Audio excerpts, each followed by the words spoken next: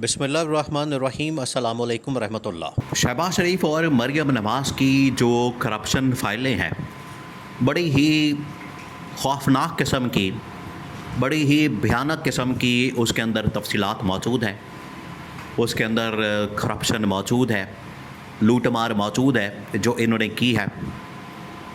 और ऐसी लूट मार, ऐसी करप्शन की दास्तानें ये पाकिस्तान के अंदर कम ही मिलती हैं, बल्कि दुनिया के अंदर कम ही मिलती है जो करप्शन की दास्तानें इन लोगों ने रकम की है।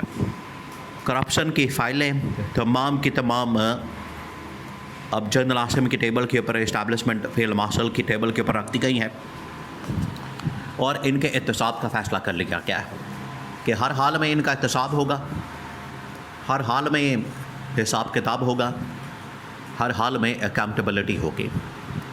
और अब एक पूरा का पूरा प्रोसेस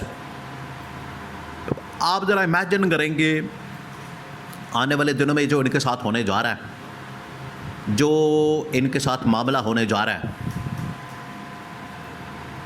और ये ऐसे ख़तरनाक कॉन्सिक्वेंसेस का सामना करेंगे जो पिछले 4 साल के अंदर जो इन्होंने अवाम के साथ किया, मुल्क के साथ किया, उसी किस्म का खमियाजा अब इन्हें भुगतना पड़ेगा। तो आगे जो होने जा रहा है अब उसके लिए काम शुरू हो गया। ये स्टार्टिंग पॉइंट है, ये आप समझें कि बिल्कुल काम शुरू हो गया। देखिए, इस्टेब्लिशमेंट जो आज से कुछ अर्सा पहले इनके ऊपर रिलाय करती थी, इनके ऊपर बड़ा डिपेंड करती थी और इनके साथ मिलकर एक 1 पेज का मामला धक्के के साथ चल रहा था, ये बिल्कुल आप समझें कि एक गाड़ी को धक्का लगाया जा रहा था। बिल्कुल उसी तरीके से इस गवर्नमेंट को भी धक्का लगाया जा रहा था। ये गवर्नमेंट जो कि फॉर्म 47 के ऊपर आई, चोरी के मैंडेट के साथ, लूटे हुए मैंडेट के साथ, और इन्होंने इमरान खान का मैंडेट चोरी किया, मखसूस नशस्तें भी चोरी कर ली। उसकी क्या हैसियत हो सकती है? ज़्यादा से ज़्यादा उसकी क्या औकात हो सकती है? तो इन्होंने इस्टेब्लिशमेंट को धोखे में रखा और इस्टेब्लिशमेंट की आंखों में धूल झोंकने के बाद इक़्तिदार के ऊपर बैठ तो गए, लेकिन वहाँ पर बैठ के इन्होंने अपनी लूट मार, इन्होंने अपना जो लूट मार का सिलसिला वो जारी रखा और लूट मार करते रहे। आखिरकार इनकी करप्शन की फ़ाइलें तैयार करके इस्टेब्लिशमेंट को पहुँचा दी गई।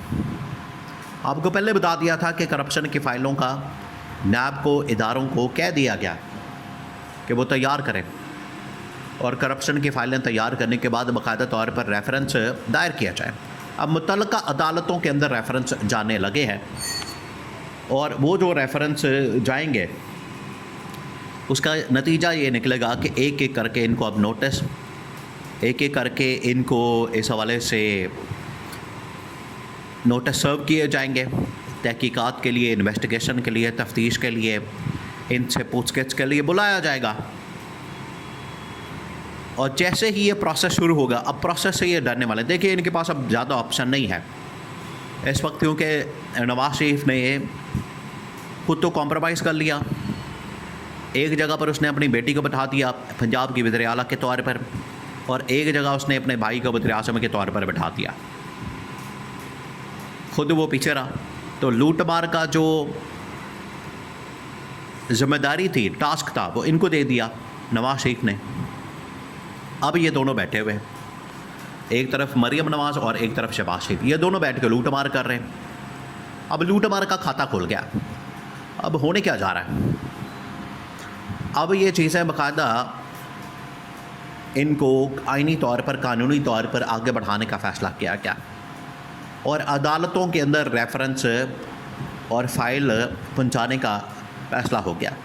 अब अदालतों की क्या सूरत हाल देखें, इनसे जब 26वीं तरमीम करवाई गई, 27वीं तरमीम करवाई गई, तो तमाम के तमाम इदारे जिसमें अदालतें भी शामिल हैं वो इस्टेब्लिशमेंट के कंट्रोल में चली गई। इन्होंने वक्ती तौर पर समझा कि इस्टेब्लिशमेंट के कंट्रोल में चले जाएंगी तो कोई मसले वाली बात नहीं है, हमारा इस्टेब्लिशमेंट के साथ 1 पेज है, हम मिलकर जो मर्ज़ी करते फिरें। इनको पता ही नहीं था कि ये अदालतें इनके ख़िलाफ़ ही इस्तेमाल होंगी। अब ये खाता खुल गया।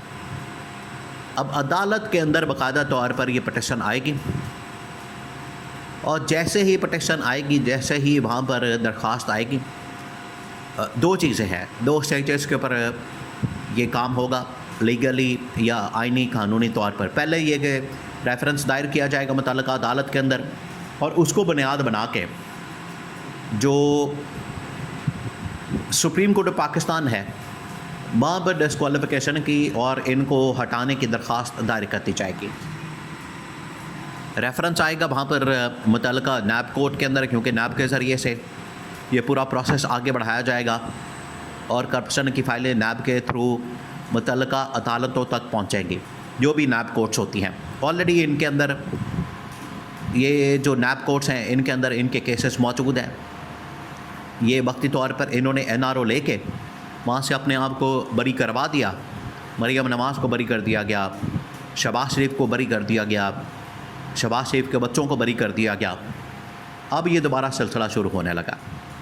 एक मरतबा नैब के अंदर केस आएगा, उसके बाद पटिशन जाएगी सुप्रीम कोर्ट ऑफ पाकिस्तान में और वहाँ पर ना सिर्फ इनको हटाने के लिए, इनको घर भेजने के लिए, बल्कि डिस्क्वालीफाई करने के लिए पटिशन डाल दी जाएगी। तो वहाँ से बैक वक्त दोनों की, अब मामला एक के ख़िलाफ़ नहीं होगा बल्कि दोनों के ख़िलाफ़ होगा, शहबाज शरीफ भी और मरियम नवाज़ भी, दोनों के ख़िलाफ़ ये खाता खुलने जा रहा है, दोनों के ख़िलाफ़ ये मामला होने जा रहा है और दोनों के ख़िलाफ़ पटिशन दायर की जाएगी। अदालत ऑलरेडी एस्टैब्लिशमेंट के कंट्रोल में है, वो चाहे चीफ जस्टिस या अफरीदी हो, आइनी अदालत के सरबर जस्टिस मोइनुद्दीन खान हो या फिर इस्लामाबाद हाई कोर्ट के चीफ जस्टिस सरफराज डोगर, तमाम के तमाम इस्टेब्लिशमेंट के पास कंट्रोल में है। तो जो फ़ैसला इस्टेब्लिशमेंट करवाना चाहती है वो अपनी मर्ज़ी से यहाँ से करवा लेंगे। और फ़ैसला क्या होना है, देखिए अब मज़ीद इनको वक्त नहीं दिया जा सकता, मज़ीद इनको टाइम नहीं दिया जा सकता, ये बात तय हो चुकी है। मज़ीद इनको टाइम देना, वक्त देना, ये मुल्क की मज़ीद तबाही और बर्बादी के मुतरादिफ होगा। ये अब इस्टेब्लिशमेंट अफोर्ड नहीं कर सकती।